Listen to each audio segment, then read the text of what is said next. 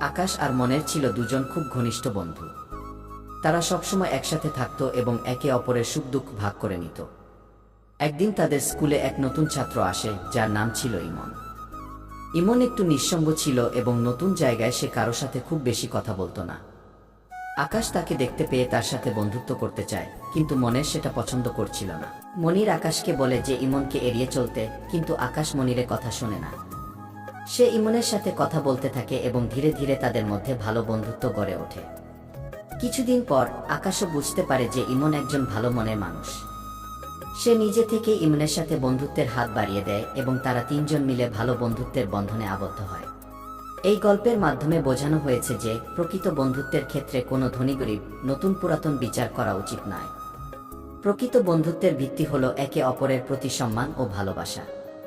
এছাড়া বন্ধুত্বের মাধ্যমে একে অপরের জীবনে ভালো প্রভাব ফেলতে পারা একটি গুরুত্বপূর্ণ বিষয়।